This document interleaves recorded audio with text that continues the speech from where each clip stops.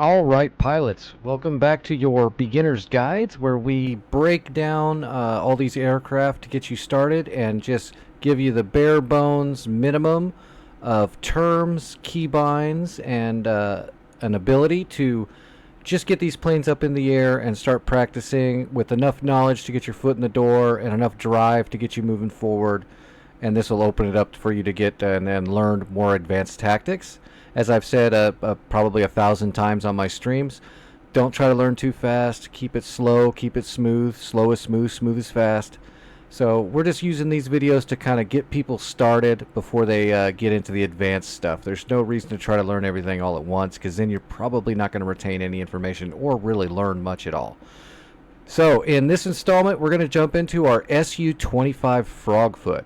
Now, you'll notice this looks a little bit different than the Frogfoot you're used to. The T model, which is what everyone gets for free, that has the big old TV and you can equip the Mercury pod and the ELINT pod to do SEAD and all that good stuff. None of that's on here. This is the original bare bones air-to-ground strike aircraft, the Frogfoot. It's a lot lighter as well because it doesn't have all that extra sensor suite in it, but it still gets the job done quite well. And unlike what most people think, you don't just have to put rocket pods on it. It can drop bombs, it can fire rockets, and it can actually fire laser-guided rockets and air-to-ground missiles using the HUD. It still has a laser designator on it, it just doesn't have a big TV screen or anything like that. You just do it all on the HUD, and we'll get into that on our next video when we start getting into the weapons. But today, let's just get in the cockpit, look around, get used to it, let's start it, let's get all of our keybinds for flying it, and then let's take off, fly the circuit, and land, and then you'll be ready to do the same. So you'll notice right away it looks similar to the original Frogfoot, but it looks a little more open because there's a lot less in here. And it also looks smaller because it is smaller.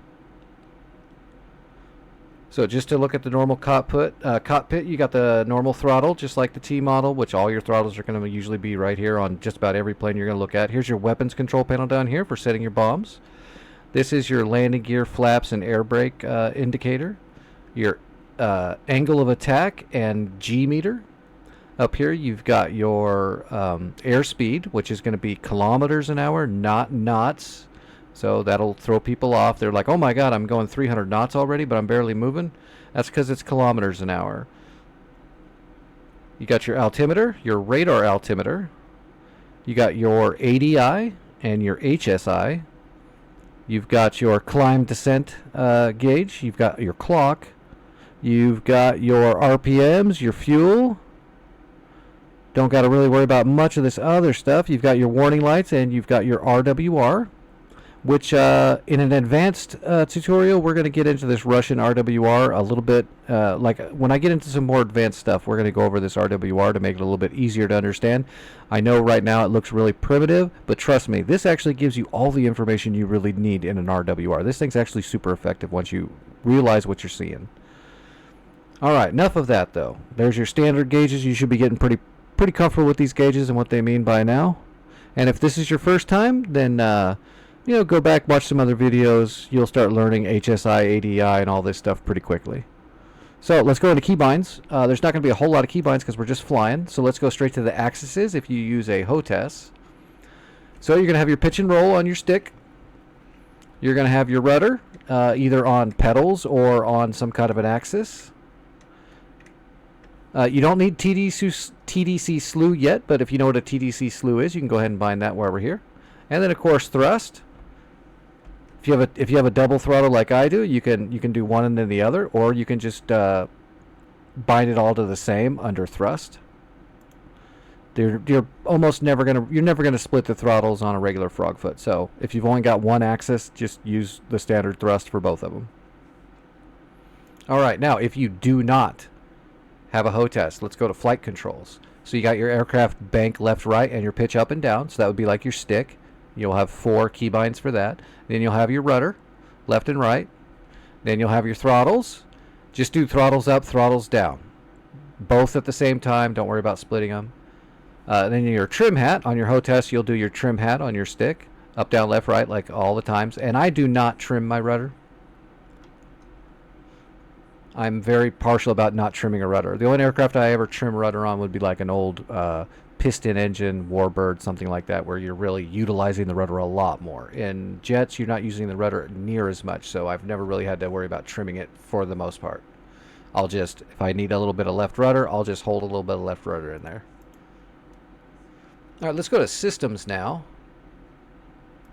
And you're going to want to look up your air brake, on and off. You're going to want to drag chute. Now in the T model Frogfoot, you're probably going to use your drag chute a decent amount because it's so heavy and so unwieldy and kind of a pain to land. In the regular Frogfoot, you're not going to need your chute near as much, but when you rearm and reload your plane, it is going to rearm the drag chute as well. So until you're super comfortable, just use it. It'll make you slow down a lot quicker, and it'll get that a little bit of that anxiety, that landing anxiety that people have until they're really used to an aircraft. It'll help with that anxiety knowing you've got that drag chute, and no matter how, if you come in a little hot or whatever, you can get that drag chute out and you'll be fine. You want your eject. I always put mine on my keyboard because you have to hit it 3 times, and I don't want to accidentally hit it. Flaps up and down. It'll be just like the T model. So flaps up down for the farthest down position, and then the middle is nothing, and then up is the up. Now, and just like the T model, there is one more setting for flaps landing position, and you're going to want to bind that on something. So when you're landing, to put the flaps all the way down, it's the same as the Frogfoot T, the 25T. That is a 3rd setting, and we'll show you what it looks like in the cockpit when we get there. When you take off, you just use the flaps down position, which is half flaps, and on landing, you're going to use the full flaps. You'll want to bind your landing gear.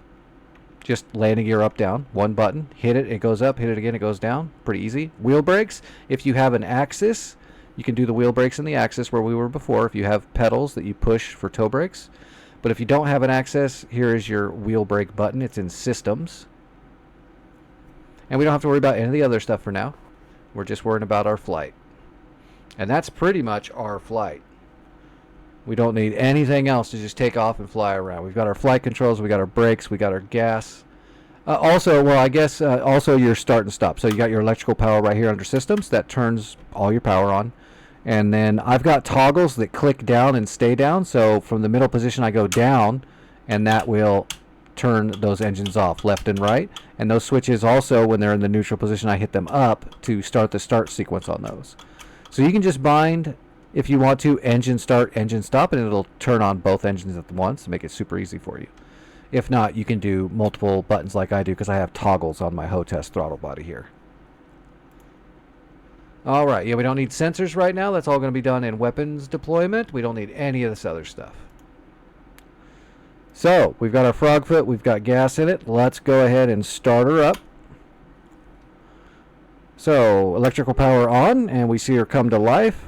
Springfield 1, Overlord 1-1, Bra 050-450 at 1000 knots. And just like the other Frogfoot and most Russian planes, here's our trim, aileron. Overlord 1-1, Bra 050-450 at 1000 knots. Rudder and stabilizer. So this means they're neutral trim right now. So if I start trimming forward, you'll see the light goes off, meaning I know it's not natural trim anymore. Now it's been trimmed forward a little bit. So if I hit it back twice, there we go. Now we know we're back in neutral. Same with the ailerons. And you can see the whole stick moving. Also, the white line, like most Russian aircraft when it's in neutral, you'll see that that white line almost lines up just right. It's not perfect, but it's close. So you can just reference it really quick and go, okay, I'm pretty much right on neutral trim. Alright, so let's just turn on both engines at the same time here. And you can see our start left engine, right engine. And I'm using the English cockpit under special settings. I like to use the English cockpits, even though I don't necessarily need to. I just kind of like it. We're going to hit our C key to bring the canopy down. And we're just going to watch our engines come to life here. RPMs, we're going to see them all stabilize. Got good oil. RPMs are stabilizing. We're all good. Now, another thing you're going to notice, the T model that you got for free to fly around is very heavy, and it takes a lot of thrust just to even get it rolling, and it takes a lot to get it up off the ground, and it takes a minute to get used to flying it to land softly. You're going to notice right away that this model flies way better. You have a lot more control. It's not near as unwielding. So if you learned how to fly your Su-25T model, and you got pretty good with it, this is going to feel like a breeze, and you're going to love it. It is so nice to fly this thing after flying the T model. So here we go. We're just going to give it a little bit of gas now to start moving. And you're just like anything else, you're going to use your rudders, your pedals here. And once you start rolling, you can let off the gas a little bit and then just kind of jockey it every now and then for a little bit of thrust. You're never in a hurry when you're taxiing. There's no speed demoning on the taxiways. Now the thing you'll have to get used to for sure though is you don't have the big HUD with all the information on it like you would in the T model. But that's okay. Your airspeed gauge is right here. You'll get pretty used to being able to just reference it. Your ADI is right here. That's all you really need right here, your altimeter. These three gauges are really what you're looking at when you need information right away. RWR's right there. Everything's kind of right where you need it. You have to look down a little bit to get your heading, but that's okay. But the HSI is very easy to see, at least, and it's good size. Some of these aircraft, the ADI is hard to see. It's not so hard in the Frogfoot. It's pretty easily accessible. Look down here. We can see our gear is out and our flaps are up. This is your flaps right here, by the way. So we're going to go ahead and hit it down now. And it went into the middle position, which is your takeoff flaps, and you can see the single lights lit up. So if we hit our landing flaps, you can see that lock just went over and opened up, and now the flaps can come all the way down. But we don't want that. We want half flaps for takeoff. And by the way, that's the same as it is on the T model. It's just in a different spot. The T model, it's up here. Which, if you've already done the T, which you should have, because that's the first thing you should learn how to fly in DCS, is the free Frogfoot, because it is a great aircraft that you can do a lot of work in. I still fly to this day, and I own almost everything. Springfield 1, unable to clear for takeoff. Springfield 1, Kaya, you are cleared for takeoff when ready. Climb 300 at QFE 759.05. All right, so we got a light aircraft here. We don't have any armament. We've just got fuel, so we're going to take off nice and easy for sure. Just like the other Frog, there's no afterburner. There's no blower on this thing. When we are ready to go, we are just going to slowly increase the throttle. We're not just going to peg it. We're going to slowly increase our throttle with the brakes on. Now we're going to let off the brakes, and we're going to slowly get our thrust all the way up. Now we're good. Now we're just going to pay attention, use our rudders to stay straight on the runway, and we're going to start rotating when this gauge right here gets up to about 200 kilometers an hour. So we'll slowly start putting pressure on the back stick. Right now we're rotating.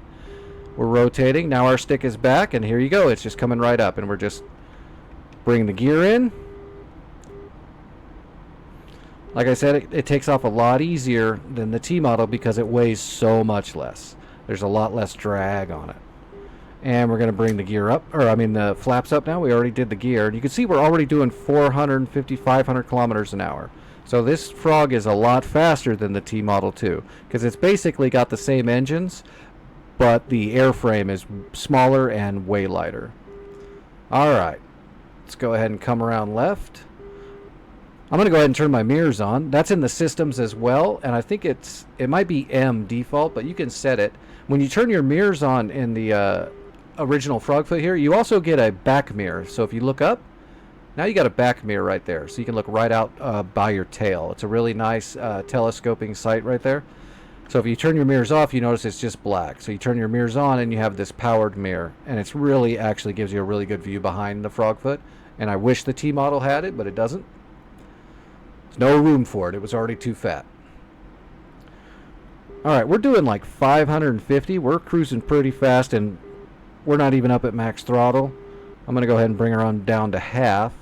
We don't need to get going that fast. We're just going to cruise right on around and get parallel with the runway.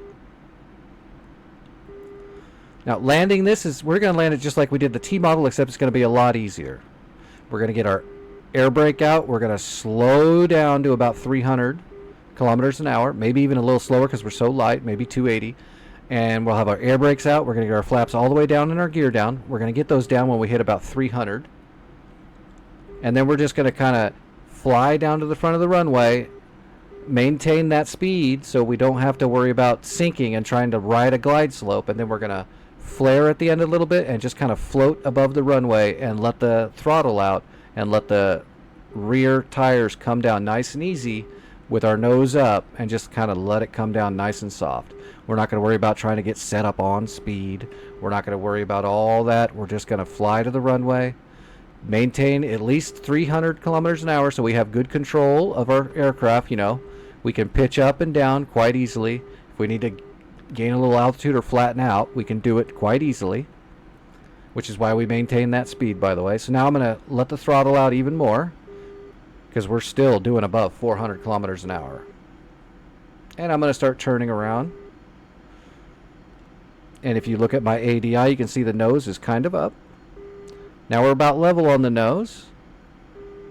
And I'm going to hold it right here for a second to slow down a little bit more. I'm going to bring the air brakes out. You can see the air brakes right there. You can also see the air brakes on the indicator down here. And you can hear it, of course. You notice the air brakes aren't slowing us down that much, but that's also because we're descending. And that's one of the reasons you want the air brakes out when you're coming in for a landing. It controls your flight path. It makes you stable. It allows you not to get too fast. And it's easier to speed up a little bit when you start slowing down than it is to try to slow down when you're coming in way too hot. So I'd rather use my throttle to push against all the drag I'm creating. Alright, we're going to put our flaps down to half here. And it seems like we're going pretty fast, and we kind of are. We're doing like 350, but now with the flaps coming down, you can see that speed's going to start coming down pretty quick. And you can't see the speed unless you look to the side a little bit, but you kind of get the idea when the needle is straight parallel to the right there, then you're going about 300. And that's where we're going to want to keep the throttle roughly, or our airspeed. And to do that, we're just taking throttle away, and when it starts getting to that 300, we're going to start putting a little in, and we're just going to work it back and forth. We are slow enough now, though, to get the gear out, and that's going to generate even more drag, which is going to slow us down even more. And that's how we're going to control our speed with all this extra drag. Flaps for lift and drag, air brakes for drag, and the gear is a big amount of drag. So you can see now we're doing 300. So I'm going to start adding some throttle. And we're ready for our drag chute. We're going to pop the drag chute, even though we're probably not going to need it. This is a very long runway. We're going to do a nice controlled landing. So I'm not worried about glide slope. I'm not trying to angle up and create this crazy AOA. And look at my AOA right here. Don't worry about it. There is a standard AOA you should be at when you land, but that's not what we're worried about. We're just going to fly to the front of the runway and try to maintain 300 kilometers an hour. We're a little slower than that, but that's okay because we're so light. It's going to be a little hard, actually, to descend and maintain 300, but we're doing a pretty good job. Oh, now we're going a little fast. I killed the throttle. We have no throttle in now.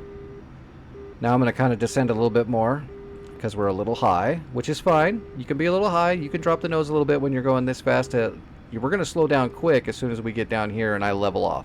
When I level off, our airspeed is going to start dropping. So here we go. We're leveling off. Now we're going to pull a little AOA here just a tad, and we're going to let it start slowing down.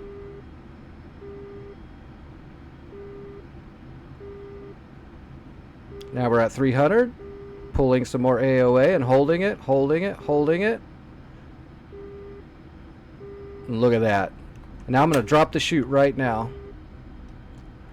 That landing was so soft, I didn't even know we touched down. Looked like we were doing about 270 kilometers an hour when our rear wheels hit. Now, we did have to float longer than I would expect to. But that's because we're so light. It's actually, being this light actually it can be a difficult when you're landing in a sense, because you float so much. Like in the regular Frogfoot, even if you're light, you can't float that good because it's a big old fat girl. And she just wants to fall out of the sky. This model will actually float, and it floats quite good. Bring the flaps up. We're going to put the air brake in. Look down, make sure we're all good. Flaps are in, air brakes in. Let's taxi off. But it was still, you saw as soon as I landed, even doing 270, the tires were fine, the gear's intact, everything's good, and the chute slowed us down super quick. So this is probably one of the easiest planes to fly, and it's very maneuverable. It's not near as sluggish when you're in the air. It's still not going to it's still not a dogfighter, it's still not going to have a huge air-to-air loadout. It's just going to have a couple of really bad aphid missiles. It doesn't even have like R-73s that are pretty good. It's got aphids, so they're not good. But it's not made for striking anything in the sky. It's literally made to destroy everything on the ground. This is the Russian A-10, and it fits the purpose quite well. And it's really, this thing's a gem to fly. If you enjoyed the 25T, you're really going to enjoy this because you'll get to do a lot of the same stuff except for having the TV and all the extra sensors. But you'll still get to do a lot of these big air-to-ground missile shots and such. Except you'll be able to maneuver way better and have a lot more thrust-to-weight ratio. And it's just a lot of fun. You're going to love it. I hope everybody loves it. I hope this gets you excited to fly your brand new Su-25 Frogfoot. If you don't own it, I suggest picking it up when it's on sale, either getting the entire Flaming Cliffs package, which I fully endorse. It's a great package getting all the jets.